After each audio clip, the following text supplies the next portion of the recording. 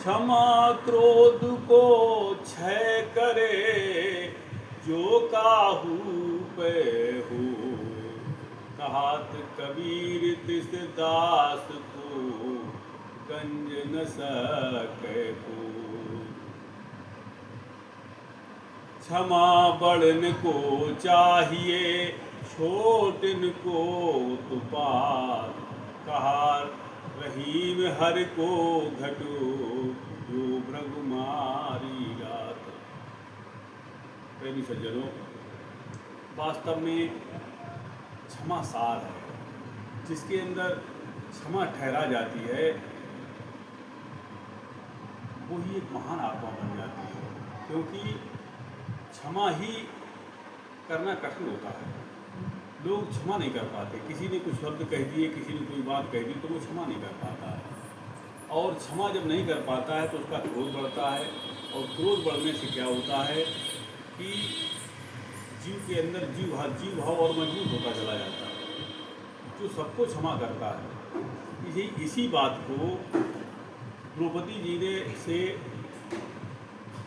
युधिष्ठिर जी ने कहा था। धर्मराज ने ये बात कही थी कि द्रौपदी, अगर तुम क्षमा कर दो तो शायद है कि करोड़ों आदमी की जान बच जाए।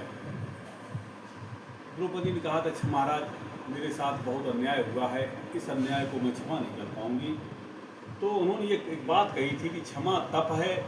युधिष्ठिर जी ने कि क्षमा तप है, क्षमा व्रत है, क्षमा सत्य है, क्षमा साधु का अस्त्र है। कि क्षमा वास्तव में कोई साधु ही कर पाता है, नहीं तो सामान्य जीव क्षमा कर भी नहीं पाता है। कहता तो है हमने क्षमा कर दिया, लेकिन वो भीतर उसको रखे रहता है। इसी को कबीर साहब कहते हैं, क्षमा क्रोध को क्षय करे। क्षमा क्रोध को खत्म करती है। जो काऊ को तात कबीर तिसदास को कर नहीं सकते, उसकी कोई तुलना नहीं कर सकता। क्योंकि क्षमा सार है, जो सबको क्षमा करता है। उसी बात को नानक जी कहते हैं अपने शब्दों में कि जो सबको क्षमा कर देता है, परमात्मा उसको क्षमा कर देता है। क्षमा इसलिए करता है क्योंकि वो जब जान जाता है। ये भाव कब आता है क्षमा वाला? जब साधक अपनी आत्मा को जान करके भजन करता है और जैसे जैसे वो ऊपर बढ़ता है तो उसको लगता है कि एक ही सत्ता है सभी में, सब में वही चेतनता है। इसलिए अच्छी तरह वो समझता है कि जो करनी घट में बसे, निकसे मुक्ति बाट। बोलत ही पहचानिए चोर साहु को घाट। कि जो व्यक्ति जिस जगह पर रहता है उसके विचार भी उसी जगह होते हैं।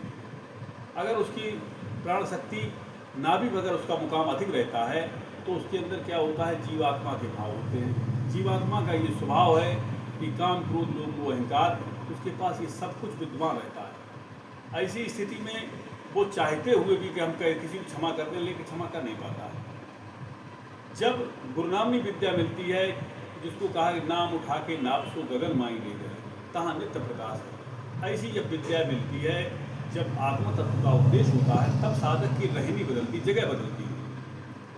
जगह बदलने से रूपांतरण होता है, स्थान बदलने से बदल जाता है। जैसे कोई व्यक्ति धूप में खड़ा हो तो उसको धूप लगेगी, और वही व्यक्ति अगर एसी वाले कमरे में पहुंच जाए तो उसको ठंडक लगेगी।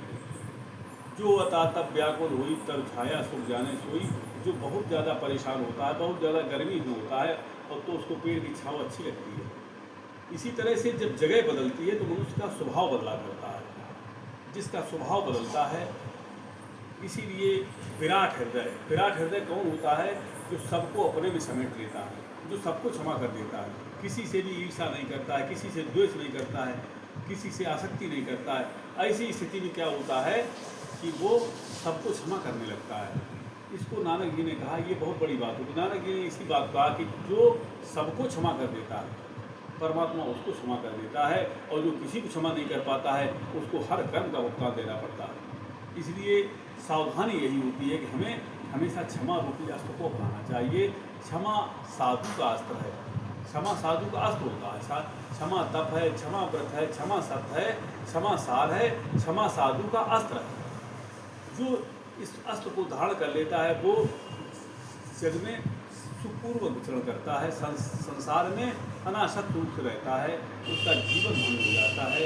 ऐसे महापुरुष ही वंदनीय हो जाते हैं। वास्तव में जब हमारे अंदर, जो कवि साहब कहते हैं कि जो सोवे तो सुन में, जागे तो हर नाम। ये संत की रहनी है कि वास्तव में उसके पास कर्म संस्कार दग्ध होता है। कर्म संस्कार दग्ध होने के कारण ही उसको कहा कि सोवे तो सुन में, जागे तो हर नाम। जब ये आत्मज्ञानी हो जाता, अपनी आत्मा को जान जाता है, तब क्या होता है कि भजन करते करते अगर वो गुणातीत स्थान में स्थित हो गया, गुणातीत स्थान में स्थित होने पर उसके स्वप्न खत्म हो जाते हैं।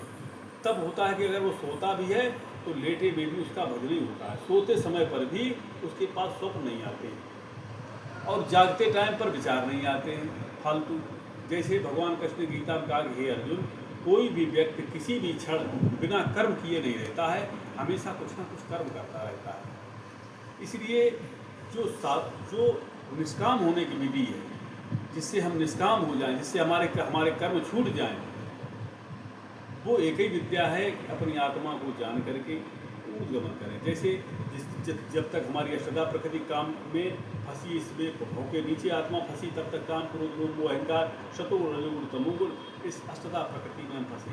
तो मेरे पास सब कुछ है, हमारे पास विद्यमान, उसमें कोई बन करके आचरण करता है, प्रयास करता है, लेकिन ऊपर भीतर कुछ कछु, बाहर कछु, भीतर बाहर एक जैसा होना, यही सब सर्वोपरि विद्या आत्मज्ञान की है। आत्मज्ञान की विद्या सर्वोपरि इसलिए है कि जीवत्व तो खत्म होता है, जीव का भाव खत्म होता है। जैसे ही ये शक्ति यहाँ से उठकर के जैसे ही भक्ति के ऊपर जाएगी और जाते जाते जैसे ही वो अपनी जगह बनाएगी, उसके अंदर सद्गुणों की खान बन जाएगी। क्यों कि गुणातीत बिल मिटे न सपना, गुणातीत भय मिटे न सपना। जब तक वो साधक गुणातीत नहीं होगा, गुणों से अतीत नहीं पहुंचेगा, उसकी रहनी गुणों के घेरे को पार करके नहीं बनती है, तब तक उसका स्वप्न खत्म नहीं होगा। ऐसे पुरुष के जिसके स्वप्न खत्म हो जाएंगे, ऐसी दिव्य पुरुष के, ऐसी दिव्य आत्मा के दृष्टि पवित्र हो जाती है। उसको सब में एक सत्ता देखता है, सबसे प्रेम करता है, उसके विकार जलते हैं, जल जाते हैं, खत्म होते हैं। ऐसी पवित्र आत्मा के लिए कहा कि चौथे पद बसे सोई साधु। जो चौथे पद पर निवास करता है वो साधु है, वंदनीय है। उसका जिसको साथ मिल जाता है, जिसका संग हो जाता है, जिससे प्रेम हो जाता है, उन सबका भला होता है। कबीर साहब कहते हैं, जैसी लगन पहले लगी, जैसी लगन पहले लगी, ऐसी और निभाए। कहात कबीर तिस दास को पला न पकड़े। जैसी लगन पहले लगी, जैसे गुरु महाराज से मिले वो लगन लगी, और ऐसी लगन बराबर लगी चली जाए। जैसी लगन पहले लगी, ऐसी और निभाए। कहात कबीर तिस दास को पला न पकड़े। जितनी प्रीत कुटुंब से, जितनी प्रीत कुटुंब से, अपने परिवार से जितनी प्रीत है, अपने घर में 4 मेंबर हैं, 5 मेंबर हैं घर में, उनसे जितनी प्रीत है, वो कहते हैं जितनी प्रीत कुटुंब से उतनी गुर से हुए। कहत कबीर तिस दास, जितनी प्रीत कुटुंब से उतनी गुर से हुए। कहत कबीर तिस दास को पला न पकड़े। तो जैसी लगन पहले लगी, ऐसी और निभाए। एक जीव की को गने तारे लाख करो। तो हकीकत असलियत है कि हमें अपने आप विचार करना चाहिए कि हम जितने अपने परिवार से प्रेम करते हैं, अगर उतना ही अब जो गुरु महाराज ने हमें तत्व दिया है उससे हम प्रेम करते हैं और गुरु से प्रेम करते हैं, तो निश्चित रूप से हमारा उद्धार होता, कोई रोक नहीं सकता।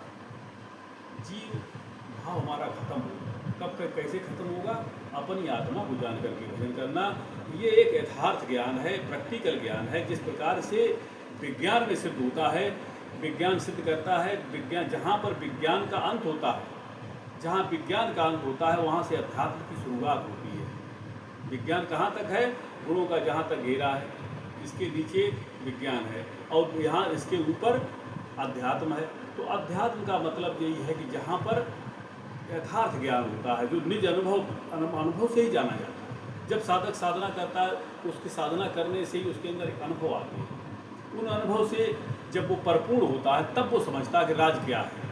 इसलिए उसको अनुभव होता है कि जैसे ही ऊपर जाएगा उसकी दृष्टि पवित्र हो जाएगी। उसकी दृष्टि जो वासना युक्त थी वो अपने आप बदल जाएगी। क्यों? वो जगह ही ऐसी है जिस जगह पर पहुंचकर सब शांत ही है। ब्रह्मानंदम परम सुखदम, ब्रह्म का आनंद ही परम सुख को देने वाला है। जो ब्रह्म के आनंद को पा जाता है वो सब कुछ पा जाता है।